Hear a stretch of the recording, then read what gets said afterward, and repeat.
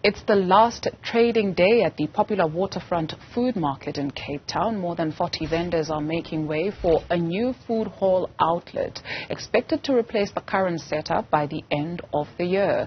The time-out market already has success in many global cities, including Lisbon, Miami, New York and Dubai.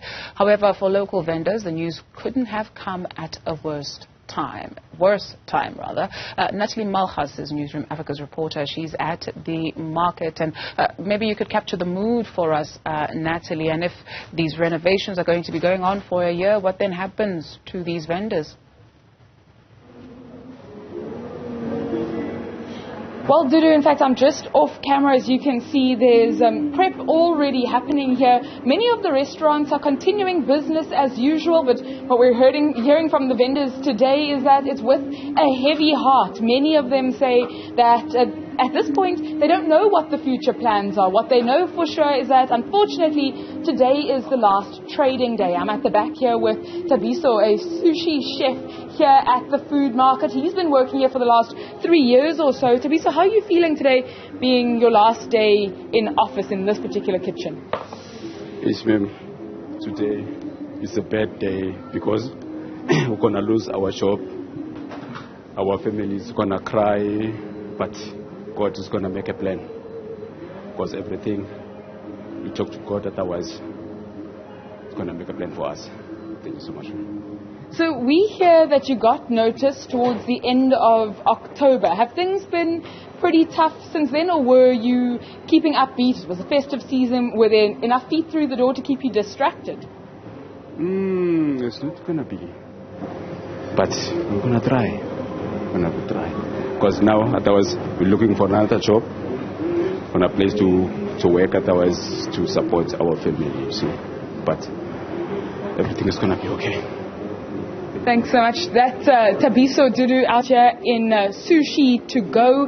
This market has quite a few dozen vendors. Everything from desserts to meals, baristas and coffee bars all across this market. In fact, we headed over to the macaroni stand where another one of our guests, Viwe, was telling us off camera a little earlier that she only started here back in October. She hasn't been here for very long, and getting the news shortly after she started was a little disappointing, but much like Thabiso, she's optimistic that things will turn around and look pretty different pretty soon. Viwe, tell us, how are you feeling today, last day of business? And you say this has been quite a bustling stand, especially over the festive season. It's very sad. It's sad because this feels like home, you know. So it's not nice. It's not a nice feeling because we've had fun here. Customers here are very nice, very calm, you know. It feels like home. So now that it's closed, today is the last day. It's like... it's unbelievable, but yeah, here we are. Some of the vendors have said they don't have other places to trade, so for many this is going to be it for some time. Do you and your stall have another place to trade? Yes, we do, in Mojo, Sea Point. Yes, we do. And how are you feeling about business there? Is it pretty much the same, or is it quite different?